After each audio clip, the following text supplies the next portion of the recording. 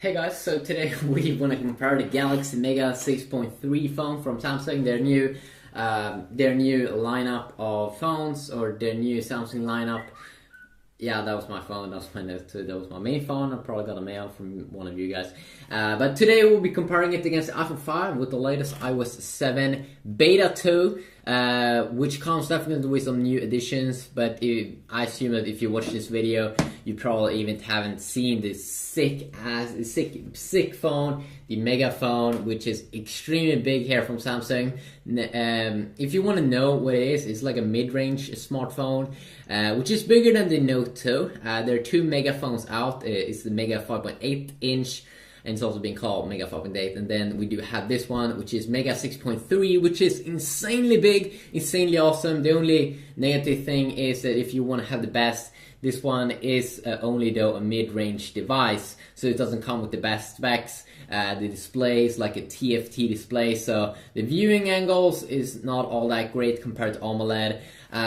You only get around 8 gigabytes of storage. I'm not sure if they have a 16 gigabyte variant, but it's definitely not a 16 gigabyte variant or like 32 gigabyte variant or 16 gigabyte variant available. I'm pretty sure 8 gigabyte or 16 might be available, but I think most storage stores and stuff will only stack the 8 gigabyte variant, so you won't have that much memory. If you want to have a lot of games and you can't install games on the SD card, they've made it a little bit harder. So definitely the games will also be becoming way bigger there in terms of its size. And definitely it's pretty interesting now with the new Galaxy Mega that it's getting a competitor, the new Xperia Z Ultra from Sony, which is a little bit bigger, 6.4 inch. But the good thing with that phone is that it's thinner. It's probably one of the thinnest devices ever out there right now. It has the best specs. It's a full high-end smartphone, thinner, quad-core, a better screen probably. And that's definitely nice that you do get the specs, but of course you will have to pay a little bit more for that awesome things.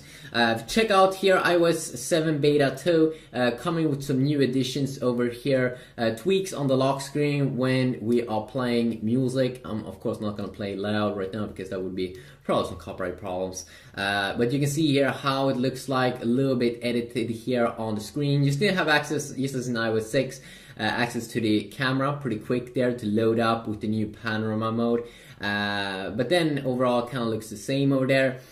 You still only have of course apps here on the screen. You can't have cool epic widgets that you can have on the Mega. And if you're wondering, is the Mega too big to have? Actually, it's not too big. I can actually have it in my pocket. It's definitely a big phone, and if you don't like the Note series, this is definitely going to be big. But the cool thing is that compared to the Note 2, it kind of feels almost better because it's thinner. So the Xperia Z Ultra is going to be even more cool because when a phone gets thinner, you can have a pretty big device, because when it's thin, it feels very, very small. And now, of course, this is still a big device. Most of the times, you're probably going to use it with two hands to type and stuff. And if you want me to do, please tell me in the comment section down below if you want a specific videos comparing the browser and stuff between these two devices. I can definitely check that out. But as I said, one of the main things here with Android, we have cool widgets here, very cool widgets, a story album, a music player. And the cool thing with some of these widgets is that you can change the size of them. And here you can definitely see how useful this could be, where you don't even have to open up an app, you just have to change page here to check out the calendar and see what's going on. Even though this is quite good integrated also in the iPhone with latest update, that you swipe down like this.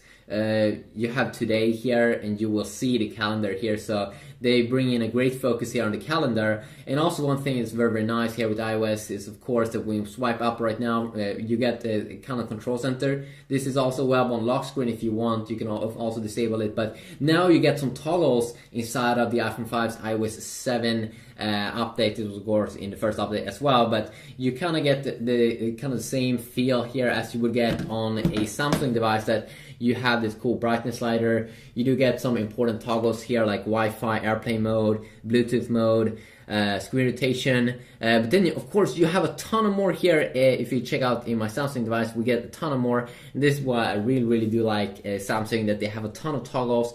something I really want to see in the HTC phones like the HTC One. I really hope that we will see that, and that HTC will be focusing a little bit more on that as well.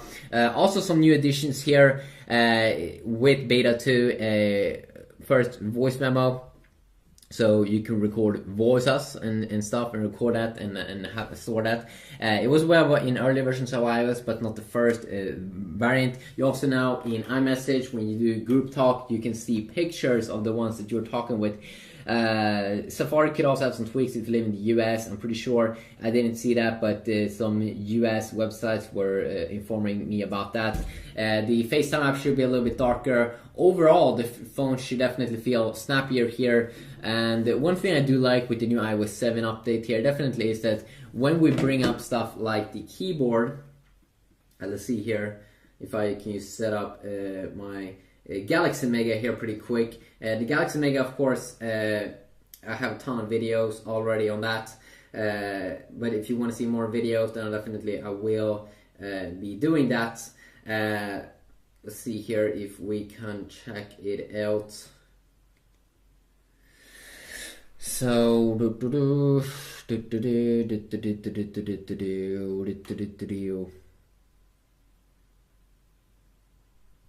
we go into the settings area here, we go to my device, we go down, language and input, Samsung keyboard, setup input.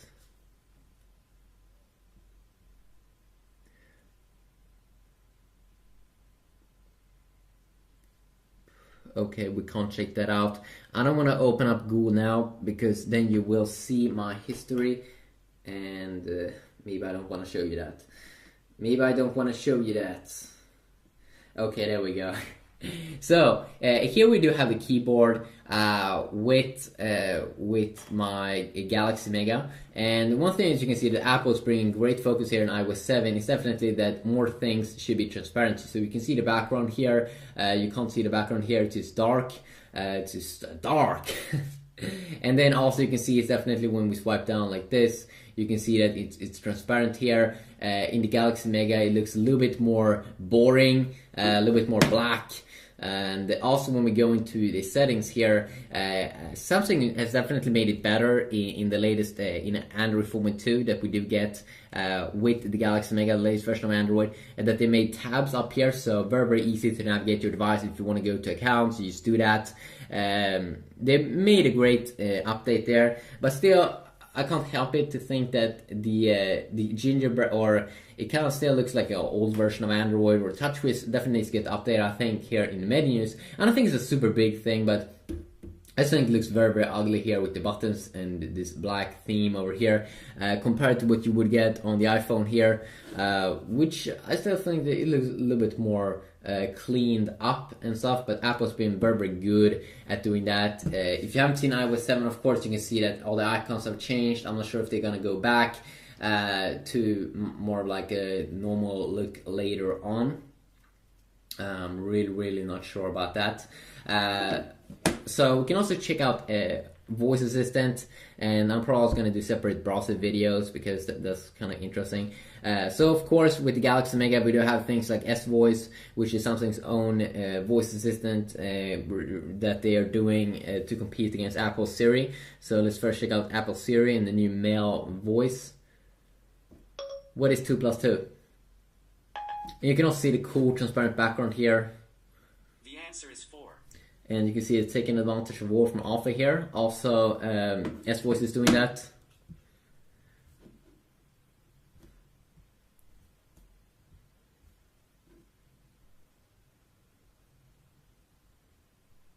Skip. What is 2 plus 2?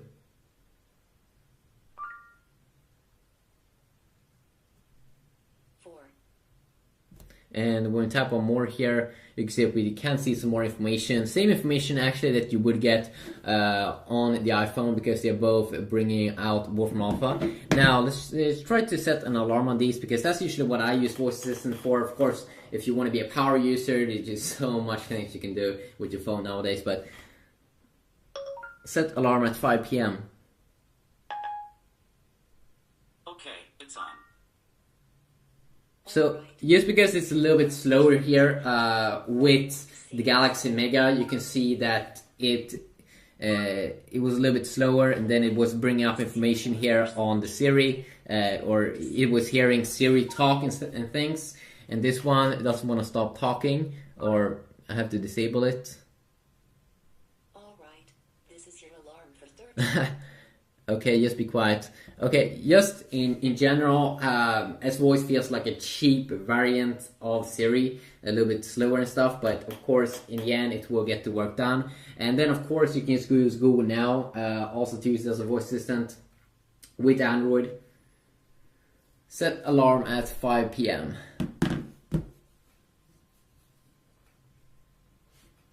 There you go, and we can quickly disable it. That alarm, which is very nice. I'll also probably go over separate things. Of course, both these phones are snappy, and definitely it's cool that you can get a mega phone that is very snappy here. If you really want a big phone, this one is pretty expensive though. But if you want that big fat ass screen and you don't want to wait for the Galaxy Note 3, it's an interesting device. I definitely would love it more with more high-end specs and an S Pen and that, but then of course it would be more expensive. And now we're really closing into the Note 3, which is going to be Samsung's next lineup of big phones, and I'm definitely probably going to pick it up. So in future, I'm probably going to do, if you want, separate videos where I will be comparing things like the browser, maybe do some benchmarking videos and stuff with the Galaxy Mega versus the iPhone. But you can tell me about that in the comment section down below, and I will see you if I read your comment. If I do, usually I try to see if I can find a very nice comment and then respond to that. But you can really see it here that the power with the Galaxy Mega really comes when you want to read a lot of text. It really is big, and it looks awesome, and it's great in many ways. And I want to do videos that you shows why, or the good things, the very good things with the Mega. I mean, especially in terms of gaming, I have made a lot of gameplays on it. I've been doing, just imagine watching movies and stuff. It's going to be amazing on that device. And there's just so many things you can do with the huge displays. It kind of becomes like a thing that you can replace your computer with. While Apple, a little bit more here with the iPhone, is probably focusing on that the phone is going to be a phone, and then you have your computer, your iMac or something, where Samsung is a little bit more flexible. They are saying that if you want everything on your device and want to have a big display, sure, pick up this device. So, quick little video, hopefully you enjoy, and hopefully I'll see y'all in the next one. Yeah, peace.